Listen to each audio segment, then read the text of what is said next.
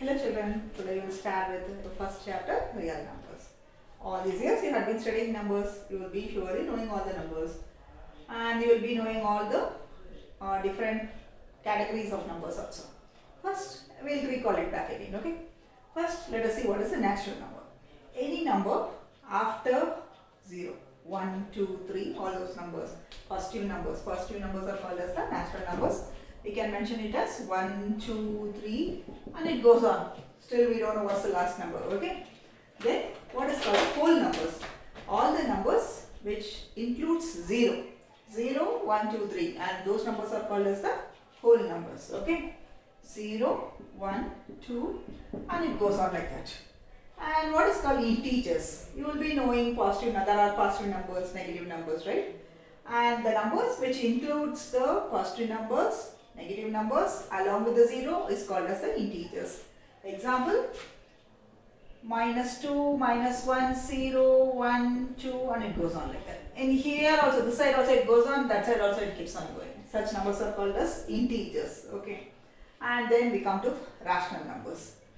And if I want to represent all the numbers on a number line, this number line can be called as a number line with integers, okay. Here, the number line, if I start it with here, it is called a number line with natural numbers. If I start it along with the 0, then it is called as whole numbers. If I write the negative numbers, 0 and positive numbers all together, then this number is a number line of integers. Now you might get a doubt. Ma'am, can I write any number between -1 and 2? Yes, it's possible. We write, no? Here I will write 1.5, -1.5, correct? And here also I will get 1.5 and here also I get 2.5. There are numbers in between. Even the decimal numbers also come under integers, okay? And here in the first exercise, you are asked to do some sums to find out real numbers between two numbers. That is your first exercise. Let us go to the first exercise now. Exercise number 1.1. The first sum, is 0 a rational number? The first question is the 0, is it a rational number? Can I write 0 as a rational number? First, the definition of rational number I said it should be written as P by Q. Can I write 0 by 1? Does it make sense? Yes, it makes sense. I told only the denominator I should not have 0, but I can have 1, 2, 3 or any number, right? So, when I can write 0 as in the form of P by Q, 0 becomes a rational number. Yes, 0 is a rational number. Then find the 6 rational numbers between 3 and 4. This is a very simple question. They are asking you to find 6 rational numbers between 3 and 4. That is, suppose I am going to draw a number line here. They are asking you to write the numbers between this, okay, this numbers, the small numbers in between. That number they are asking you to find. And they are asking you to, they are given 6 numbers, okay. So, we will make it as, first what we do is, we add this number and this number, 3 and 4. Whatever the number they are given, they will add it. 3 plus 4 is equal to 7, okay. And with what number I divide, I get 7 as a whole number, 3, that's the question. When I divide by 7, 21 by 7 I get 3, correct? And then if I divide 28 by 7, I get 4. So I need numbers between 21 and 7 and 28 by 7. Suppose the number line is like this. 21 by 7 here, 28 by 7 here, this is 4 and this is 3, right? So I want numbers in between. Can't I write it? 22 by 7, 23 by 7, 24 by 7, 25 by 7, 26 by 7, 27 by 7. How many numbers I got? 1, 2, 3, 4, 5, 6, 7. So all these numbers, sorry, not this, I should not include this, right? This is the end number. So I will include only this, till this numbers. 1, 2, 3, 4, 5, 6. These are the 6 numbers required as per the given question. Understood? I think you got it right. They asked for 6 numbers. So I added both the numbers, I got 7. I find the numerator so that I get a 3. And I find a numerator so that when I divide it by 7, I get 4. I use that as the 2n part of the number line and I fill the middle numbers. That is the 6 numbers required. In your answer paper, you need not do all these things. Just write these 2 steps and write the end result of it. These are the 6 numbers required. That's it. Okay. And 5, find the 5 rational numbers between 3 by 5 and 4 by 5. 3 by 5 plus 4 by 5 by 2, and I get 7, because both the denominators are same, so I can add it up like that. 7 by 5 divided by 2. This is 2 by 1, right? So when it goes to the numerator, 7 by 5 into 1 by 2, and that becomes 7 by 10. So this is the center number, which is between these 2 numbers, 7 by 10. Here is 3 by 5 and here is 4 by 5. And they want, how many numbers do they want? 5 rational numbers. Can I write 8 by 10, 9 by 10, and here 6 by 10, 5 by 10, 4 by 10. These are the rational numbers between these 2 numbers. Understood? I think you got it now, right? Then state whether the following statements are true or false. Give reasons for error answers. First question, every natural number is a whole number. I don't know what are the natural numbers. Any number starting with 1, 2, 3, okay, or whole numbers they are saying. But 0 is included with whole numbers. Because of that, as 0 is included with whole number, this question is no. Okay. First part is no, because 0 is not a natural number. Then every integer is a whole number. Integer, we have negative integers, 0, point numbers, and because of that reason, it's not a whole number. So that too becomes no. Okay. You have to give a meaning, explanation for it. Write down that answer also. Negative numbers also are called integers. Because of that reason, we can't consider it as a whole number. Every rational number is a whole number. Yes, every rational number, fractions, decimals, but those numbers are called integers but are not called whole numbers. Because of that reason, even that answer is turning to be no, false. Okay. So give proper reason for everything. If you want, I'll repeat it again. Every natural number is a whole number, but 0 is not a natural number. For that reason, first answer is becoming false. Second answer, that also negative numbers are not whole numbers. For that reason, that also is becoming no. And third answer, fraction and decimals are not whole numbers. For that reason, it is, even though fractions and decimals are rational numbers, it doesn't suit that requirement. So for that reason, that statement too becomes false. And with that, we are finishing the first exercise. We will go to the second exercise. Second exercise is about irrational number.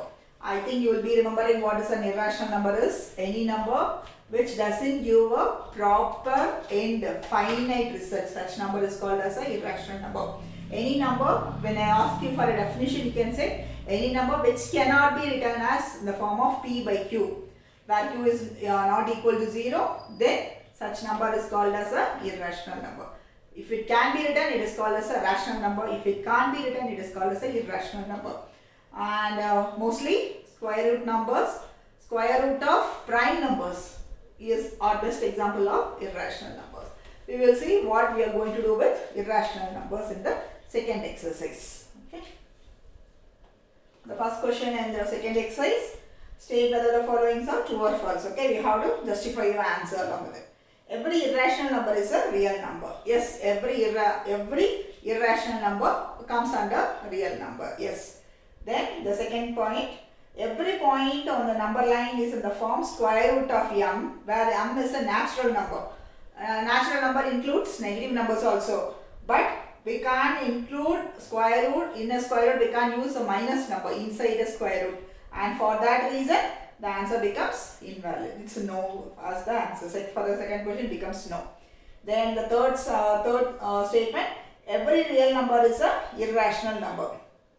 No, not every real number is irrational number, because when we are going to use a square root of 4 or something number like that, it gives an end result as 2. So it's not an irrational number.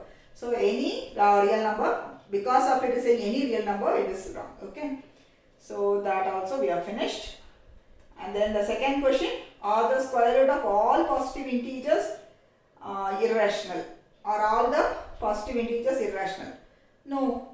Square root of proper square roots of squares, right? Square root of 4, square root of 9, square root of 16, all these numbers, they give a proper result. For that reason, we can't say they are irrational numbers. Not all the positive integers give irrational number. Okay.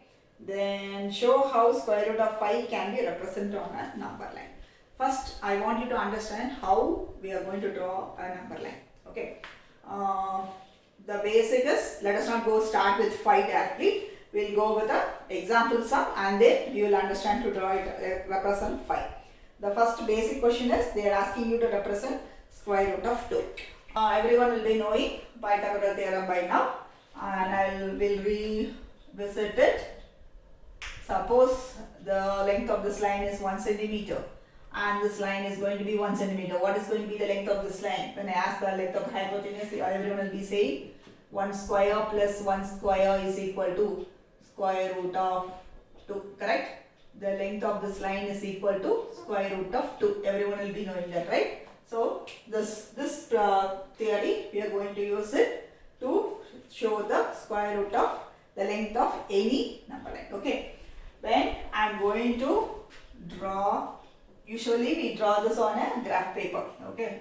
As I can't represent it on a board, I am just drawing a rough graph. Okay. So here I have 1 centimeter, here I have 2 centimeters. When I draw a 1 centimeter, so here is 1 and here is 2. Right, okay. So here 1 centimeter, the length here, and this is becoming the hypotenuse. And so when the length of this hypotenuse, when I am asked, here this is 1 centimeter, here to 1 centimeter, right? And this becomes square root of 2. Okay. When I extend this line for again a right angle, okay, this is again a right angle, and here this is 1 centimeter. This line is square root of 2 and this line is 1 centimeter. And what will be the length of this hypotenuse when I asked 1 square plus square root of 2 square. Okay. This becomes 1 plus square root of 2 is the square root and the square is gone. So this becomes 3 square root of 3 but. So the length of this line is square root of 3. Likewise, when I represent this right angle continuously, it becomes like a circle. If you want, I can draw it again here. Without a graph, it will be like this, 90 degree, and this line is the length of this line. This line is square root of 2. This line is square root of 3. Again, if I draw a right angle here, and this line will be square root of 4. And again, if I draw a right angle, and this length of this line is square root of 5. What I do, I take the compass, if you have a compass, take the radius of this line as here and draw it on up to this. You will get, when I draw it like this, it will cut up here. So the square root of 5, if I represent on your number line, it will mark it up here. Okay, it will be somewhere around 2. Here this is 1, so 2 points and numbers will be the answer. Understood? This is how we represent square root of any number on a number line. If you want to recap it, I'll repeat it again. We draw a right angle triangle with 1 centimeter and 1 centimeter. The length of the hypotenuse is going to be square root of 2. And if I am going to extend this 1 centimeter again with a right angle, this right angle, if I am making it again, I draw one hypotenuse. This line is going to be, if this is 1 centimeter, this is square root of 2 centimeters. Because of that, this is going to be square root of 3 centimeters, this length. And I draw an arc like this. So I get the length of this line on a number line. Okay. And again, if I want square root of 4, it will be ending up to 2, right? So again, this is a right angle. This is 1 centimeter. Square root of 3 plus 1, I get square root of 4. And if I want again 5, Again I make a right angle and this plus 1 centimeter and make it square root of 5. This length, if I am going to mark it on a number line, I can find the represent square root of 5 on a number line. Like this, I think you have got it.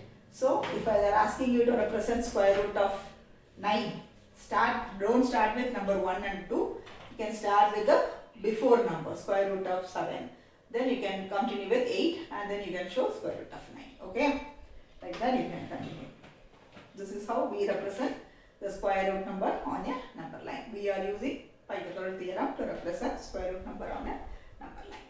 With that, the first two exercises of your number system is over.